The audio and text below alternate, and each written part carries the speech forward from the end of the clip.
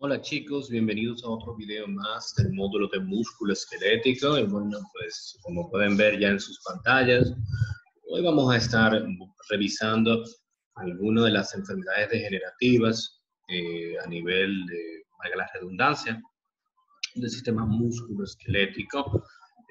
Así que vamos a empezar con este casito.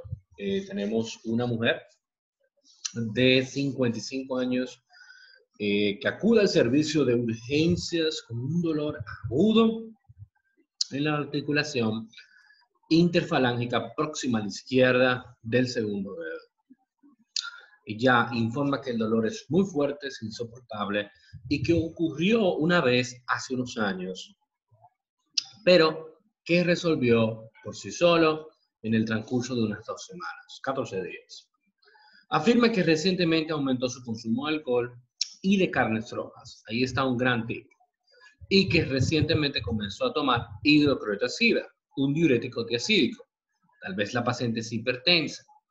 En el examen físico, la misma articulación interfalángica próxima a la izquierda, PIP, está inflamada, eritematosa, dolorosa, sensible, caliente a inflamación. Y se hacen los preparativos para realizar una artrocentesis. Tal vez el hecho de que sea mujer desviaría un poquito de la sospecha, ya que esta enfermedad es más común en hombres envejecientes. El hecho de las carnes rojas, el hecho del consumo de alcohol y el hecho de la hidroclorotiazida te orientan a la posibilidad de una enfermedad. Es cierto que la enfermedad de la que vamos a hablar no usualmente empieza en la interfalángica proximal izquierda, usualmente ocurre en los pies, pero estamos refiriendo a la gota. Algo que siempre recuerdo de las rotaciones de los hospitales es que muchas veces cuando uno se refería a la gota, no sé si eso ocurre fuera de República Dominicana, pero usualmente los pacientes se refieren a la epilepsia como la gota, goteó.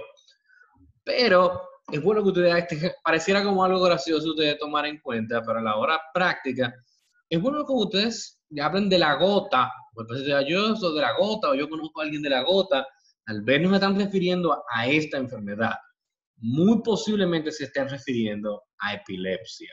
Así que profundicen un poquito antes de asumir que es artritis gotosa o a la gota que se está refiriendo. Y básicamente es un depósito de cristales de urato monosódico que conducen a una artropatía inducida por cristales. Recuerden que si no fuera de urato monosódico, si fuera de calcio, pues sería pseudogota. ¿Okay?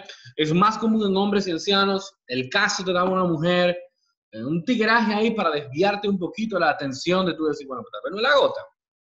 El hecho de que sea más común en hombres y en ancianos no significa que no pueda aparecer en una mujer. Las afectaciones que aumentan los niveles de ácido úrico y de urato siempre pueden aumentar el riesgo de presentar esta enfermedad. La hiperuricemia se define como un nivel de ácido úrico en sangre mayor de 6.8 miligramos por decilitros. Ahora bien, ¿cuáles son algunas de las causas que pueden llevarte a ti a tener una elevación en el ácido úrico en la sangre? Número 1, hábitos dietéticos. ¿Cómo cuáles? Ingesta excesiva de alcohol, consumo excesivo de carnes rojas y mariscos. Nuestra paciente nos dio dos de esos datos. Y usualmente la gota se asocia mucho a la ingesta de carne roja. Seguramente si ustedes han escuchado algo de la gota, casi siempre es su conexión con este hábito dietético. Pero no solo eso, medicamentos. Esto es importante porque si diagnosticas al paciente, por ejemplo, la misma paciente del caso, y ya hay artritis gotosa o hay gota, lo más posible es que tú necesites cambiar el tiacídico. Ella dijo, yo estoy utilizando hidroclorotiazida, que es el diurético tiacídico, bueno, que los representa. Recuérdense que los diuréticos tiacídicos fueron por mucho tiempo la primera línea para el tratamiento ambulatorio de hipertensión leve. Por lo tanto, este es un medicamento que ustedes lo van a encontrar en el medio y no simplemente pueden decir, ah, no, yo te voy a quitar el medicamento y ya, porque si no vas a dejar el otro problema sin tratar. Por lo tanto, es posible que necesites hacer equipo, ya sea con el internista o el cardiólogo, y tienen que buscar otra droga que no sea la hidroclorotiazida. Similar a los diuréticos de asa, son diuréticos más potentes, la furosemida, la bumetamida, el ácido etacrínico, el alopurinol, la ciclosporina, la misma aspirina, el ácido acetilsalicílico en dosis baja también, y la piracinamida también. Existen también algunas enfermedades metabólicas, deficiencias enzimáticas, ¿verdad?, que pueden llevar a sobreproducción de uratos y ácido úrico. La deficiencia de la hiposantina guanina fosforribosiltransferasa, anímense a repetir ese asunto 3 veces seguidas si quieren, los reto a que lo hagan, o le pueden llamar por el otro nombre, el síndrome de Lesch-Nyhan, ¿ok? Que es básicamente un déficit enzimático. También la enfermedad del almacenamiento de glucógeno tipo 1, hay varias, no vamos a hablar de todas aquí, conocida como la enfermedad de Bonier, también está asociada a la gota, no solamente presenta hipoglucemia y hepatomegalia, sino que también se caracteriza por hiperuricemia, y dijimos que las condiciones que lleven a un exceso de ácido úrico en el suero o en la sangre, ¿verdad?, ustedes quieran llamarle, te van a propulsar el riesgo de formación de cristales de urato monosódico en las articulaciones. Por eso, aunque en la enfermedad de Bonier o inclusive en la enfermedad de Lesch-Nyhan, esa no sea el único problema que aparezca, el hecho de que se asocien ambas enfermedades a tener sobreproducción de ácido úrico, pueden tener más riesgos esos pacientes, no solo de tener los otros problemas de esa enfermedad, sino también de presentar la gota. Básicamente en la fisiopatología, tiene marcado dos mecanismos, ¿verdad? El primero, el catabolismo de las purinas, da como resultado la producción de ácido úrico. Los factores que influyen en el nivel de ácido úrico en suero son la ingesta de purinas, la síntesis de las purinas, y no la purina, la comida del perro, y la excreción de ácido úrico por los riñones y el intestino.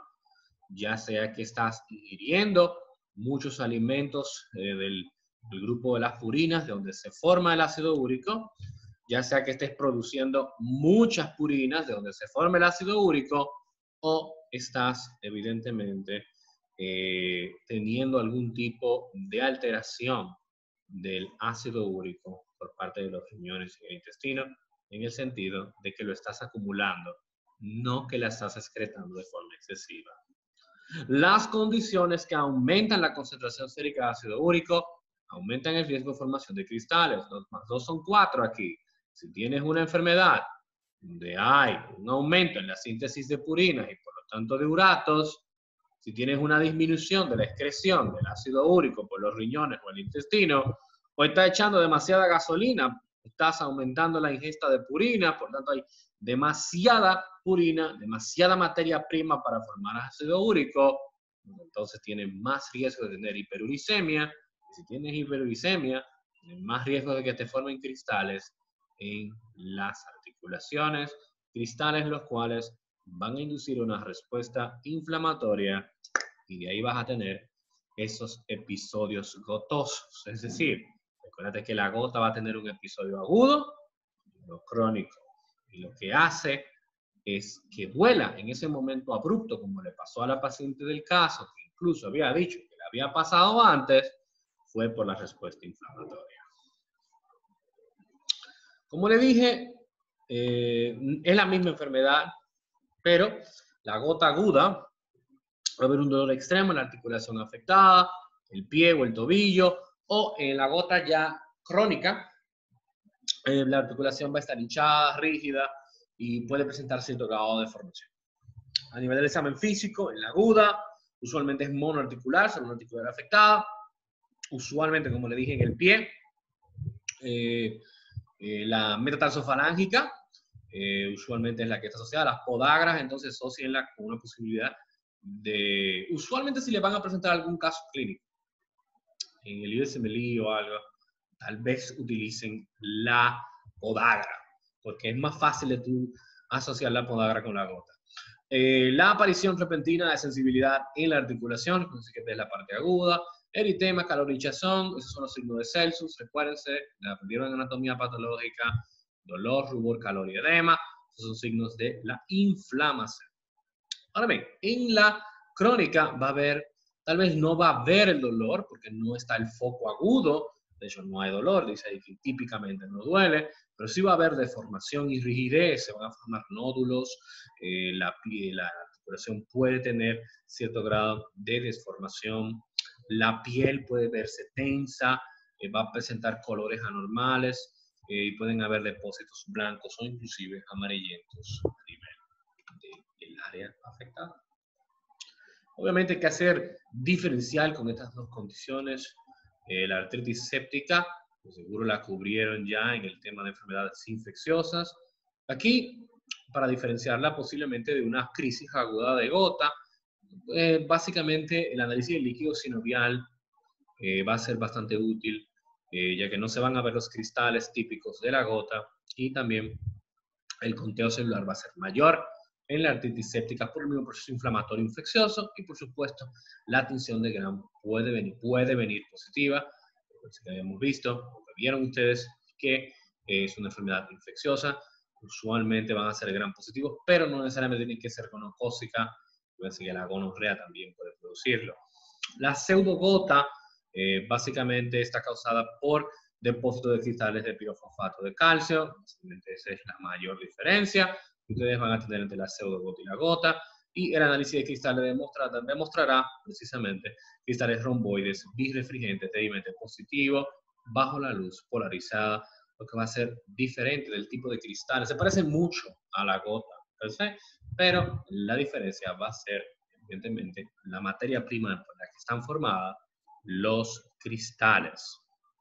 En cuanto a los análisis en laboratorio del paciente con gota, la hiperuricemia, como ya dijimos, definida como 6.8 miligramos por decilitro, va a ser útil, pero no suficiente para el diagnóstico, que de hecho inclusive dice que en los ataques agudos pueden no estar tan elevados y que puede desviar la atención.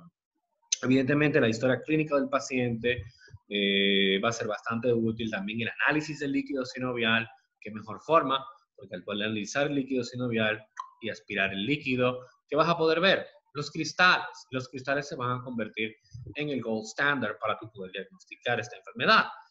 Una vez tengas ahí esos cristales, pues vas a poder hacer el diagnóstico. Son cristales en forma de aguja, negativamente birrefringentes bajo luz polarizada. Recuérdense que los de la pseudogota eran débilmente positivos, los de la gota son negativos.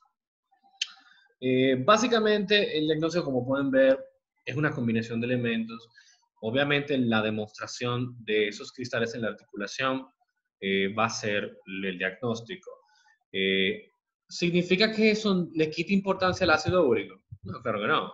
De hecho es un examen mucho más fácil, menos invasivo, menos costoso, que te va a orientar, por supuesto, a la necesidad de hacer un análisis de líquido sinovial. Muy bien, genial. Sabemos por qué pasa. Se forman cristales, usualmente por exceso de ácido úrico. Excelente. Le duele mucho. Puede haber ataques agudos, puede haber ataques crónicos. Perfecto, ya eso todos lo sabemos. ¿Y cómo vamos a enfrentarnos a esto? Los ataques agudos, porque esto es muy interesante. Tú tienes que ver en qué momento de la enfermedad está el paciente. ¿Okay? Los ataques agudos pueden tratarse con antiinflamatorios no esteroideos, con corticoides o con colchicina. Los ataques de gota típicamente se resuelven espontáneamente de 1 a 2 semanas. De hecho, la paciente del caso dijo que se resolvieron sola sin el tratamiento. Sin embargo, recuérdense que si utilizas el tratamiento, esa crisis aguda, bueno, pues va a ser más corta y el paciente va a sufrir menos, ¿verdad? Nadie quiere sufrir. La elección del tratamiento va a depender de ciertos factores, por ejemplo, qué otras enfermedades tenga el paciente, los antecedentes de gota, cómo son los ataques, qué tan frecuentes aparecen, cuánto dinero, porque hay medicamentos que pueden ser mucho más baratos que otros, y qué tan fácil son de conseguir para el paciente. Ahora bien, también no solamente vamos a tratar los ataques agudos, también que vamos a dar tratamiento para prevenir que ocurran los ataques futuros. Es otra cosa. Aquí está siendo profiláctico para que no le dé el ataque, y eso también tenemos que considerar. Evidentemente, la modificación del estilo de vida es una medida preventiva para los pacientes con gota. Oye, dile que no coma carne roja, que no consuma alcohol, mariscos. Si ese es el problema, bueno, bien. Si hay que cambiar un medicamento, como le dije ahorita, qué sé yo, una hidroclorotazida, como el caso del paciente que dijimos ahorita, o un diurético de asa, vamos a cambiarlo, hablemos con su médico. La pérdida de peso siempre va a ser muy buena en estas enfermedades. Le vas a poner menos trabajo a las articulaciones. Y recuérdense que el tratamiento médico, los AINES, monoterapia con los ataques agudos, la colchicina también se puede utilizar, y los corticosteroides también. Los corticosteroides, recuérdense que también tienen la opción de utilizarse de forma intraarticular, o sea, inyectarse a la articulación, especialmente en pacientes que no pueden tolerar los esteroides sistémicos, por ejemplo, por la hiperglicemia. Recuérdense que los esteroides aumentan la gluconeogénesis y por lo tanto aumentan el azúcar. Tal vez sería una buena opción en ese caso, entonces, en vez de dárselo tomado, inyectárselo directamente en el lugar. Y usualmente se considera en pacientes que tienen síntomas de 1 a 2 articulaciones. Ahora bien, para un ataque futuro, básicamente vamos a reducir los uratos, esa es la idea. Y tenemos aquí los inhibidores de la xantina oxidasa, que son los de primera línea, y está el alopurinol. Y los agentes úricos-úricos, que son los de segunda línea, como el nombre sugiere, aumentan la excreción de ácido úrico, ¿verdad? Ahí está el probenecid. Se van a aprender uno de cada uno: alopurinol, inhibidor de la xantina oxidasa, primera línea, y de segunda línea, un úrico-súrico, el probenecid. La enfermedad que yo no había escuchado nunca es esta, la miositis ossificans. Ustedes saben, no es mi área. Es un proceso reactivo que se caracteriza por una proliferación bien circunscrita de fibroblastos, cartílagos y huesos dentro del músculo. Literalmente es lo que ustedes están pensando, como pueden ver ahí en la imagen de la radiografía. Literalmente en el músculo se empieza a formar un tumor, una masa donde va a haber tejido cicatrizal e inclusive hueso. De hecho, dicen los textos que siempre hay que hacer diferencial con tumores, con neoplasias, porque literalmente esto se va a palpar y se va a sentir como una masa de crecimiento heterotópico anormal. De hecho, el nombre sugiere que hay un defecto en la forma de ossificación, que es lo que produce esta enfermedad. Usualmente está asociado a traumas directos, ¿ok? Y también a hematomas intramusculares, cuyas ubicaciones más comunes, como pueden ver en imagen, es en las diáfisis de los huesos largos. Más común en hombres jóvenes de 15 a 35 años. Los lugares donde aparece usualmente son los músculos cuádriceps, el braquial y el glúteo, y generalmente es autolimitada. Eso quiere decir que ella misma va a desaparecer. ¿Se toma un tiempo para desaparecer? Sí, se toma aproximadamente 1 año y pico para desaparecer. Síntomas: va a haber dolor, sensibilidad, edema y disminución del rango del movimiento, que generalmente se presenta a pocos días de la lesión. Usualmente reconoce que llega una asociación con un trauma. El dolor y el tamaño de la masa disminuyen con el tiempo, y la masa aumenta de tamaño durante varios meses. Ese es el curso de la enfermedad. Te vas a tener un trauma, la masa empieza a crecer durante esos primeros meses. Generalmente no es que crece mucho, va a tener una medida de 3 a 6 centímetros. y después la masa empieza a crecer, se vuelve firme y luego del año tiende a regresar y desaparecer. Al examen físico vamos a tener una masa de tejido blando palpable y va a haber cierta limitación en el movimiento del área afectada. La radiografía, como pueden ver, es bastante útil. Aquí en esta radiografía, como la primera que le enseñé, pueden ver, sin duda alguna, el crecimiento tumoral de estos tejidos.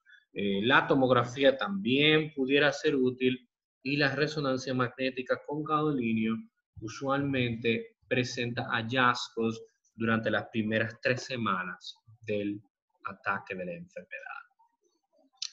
¿Qué podemos hacer entonces?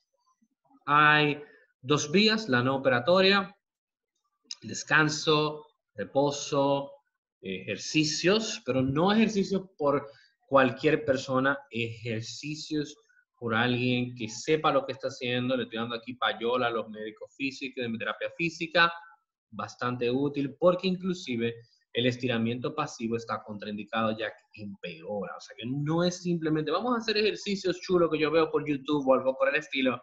No, debe haber cierto orden en cómo se van a hacer estos ejercicios para, ¿verdad?, mantener el rango de movimiento. Esta enfermedad va a durar. Se va a autolimitar, pero va a durar mucho en quitarse. ¿Okay?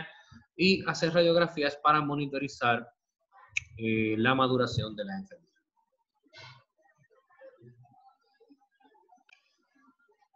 La otra opción sería la operatoria.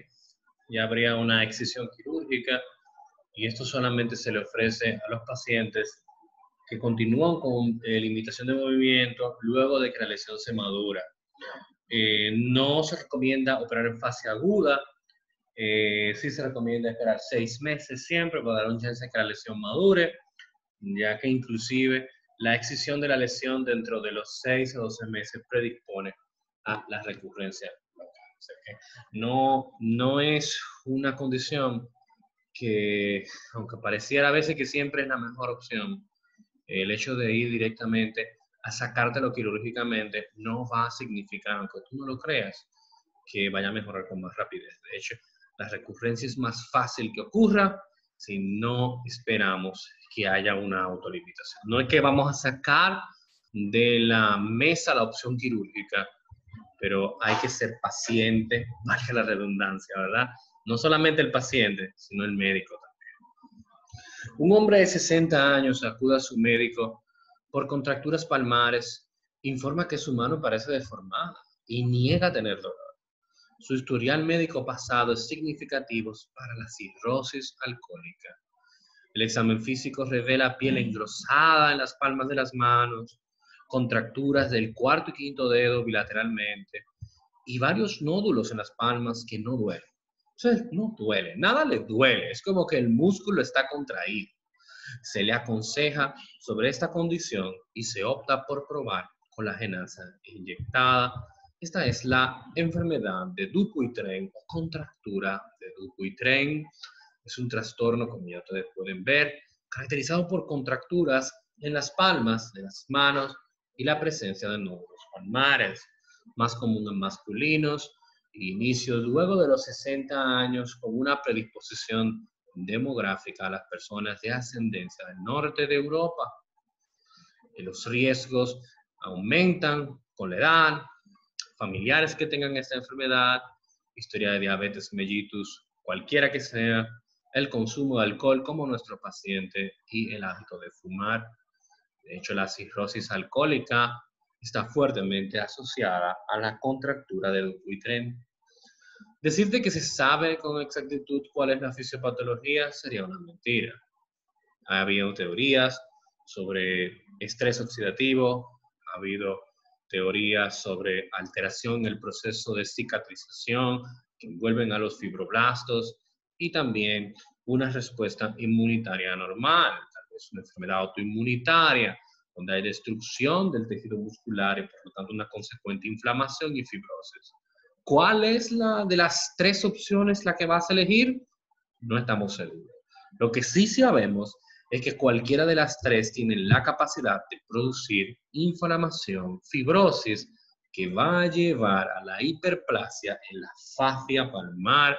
Recuérdense que la fascia es ese tejido que cubre a los músculos, y si ese tejido se vuelve muy denso y muy fuerte, va básicamente a crear esta limitación de movimiento. Típicamente es progresivo en severidad, empieza más leve y va avanzando. El 10% de los casos resuelve espontáneamente y la recurrencia, inclusive luego del tratamiento, es bastante alta. Aquí en esta imagen podemos ver una contractura del cuarto dedo. Pueden ver el dedo aquí, ¿verdad? Anular, ¿verdad? Totalmente contraído. El paciente ni siquiera puede ponerlo fijo en la mesa y se puede ver la línea, ¿verdad? Creciente en la palma de la mano, o sea, de la línea de contracción o de sobrecontracción muscular. Vamos a tener nódulos indoloros en las palmas. Las contracturas pueden limitar la función. Miren la imagen, ya ustedes se pueden imaginar. Van a haber dificultades para usar guantes o hacer tareas en el hogar, como lavar los platos, limpiar. La piel palmar va a estar engrosada, con cicatrices. Pueden presentar nódulos faciales, no en la cara, chicos, en la fascia del músculo de la palma de la mano. Cordones faciales con bandas apretadas, como aquí se puede ver en la imagen, ¿verdad? Contractura del cuarto y quinto dedo. En la imagen le enseño una contractura del cuarto. Usualmente es bilateral y la prueba de la mesa es positiva si el paciente, cuando intenta de colocar la palma de la mano completamente planas contra una mesa, no puede porque el dedo está contraído. Aquí podemos ver en la imagen esas áreas que se ven llenas de cicatrices, ¿verdad? Ahí en la palma, eso es típico también del examen físico de esta enfermedad. Básicamente las líneas terapéuticas, aquí la tenemos, médica y operatoria. En lo médico vamos a utilizar la colagenasa inyectada, también llamada fasciotomía enzimática. Es un agente de primera línea para reducir la contractura y restaurar la función en las manos. También la utilización de esteroides inyectados puede reducir la contractura y restaurar la función. Sin embargo, la recurrencia es más alta con el tratamiento de esteroides inyectados que con la colagenasa. También se puede hacer una fasciotomía, sí, chicos, literalmente abrir la fascia de forma quirúrgica si los pacientes son refractarios a las terapias de colagenasa o esteroides, o si la contractura causa un deterioro muy severo.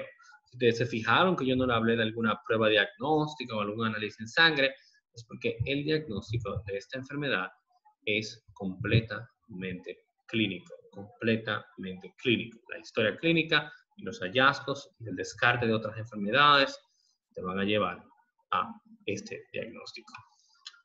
Bien, chicos, eso es todo por este video. Espero que les haya sido útil. No dejen de revisar sus materiales para revisar más a fondo estas condiciones y cualquier duda, bueno, pues estaremos viéndonos y le estaremos respondiendo durante nuestra clase.